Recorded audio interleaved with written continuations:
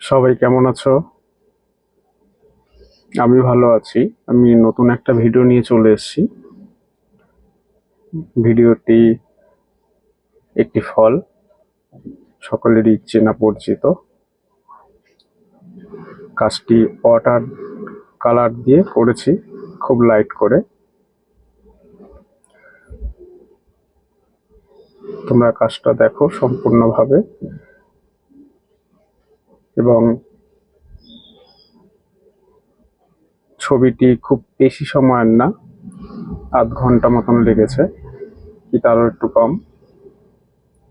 আমি ফাস্ট করেছি, তার জন্য 3 মিনিটের মতন সময় রেখেছি, যাতে সবার দেখতে সুবিধা হয়।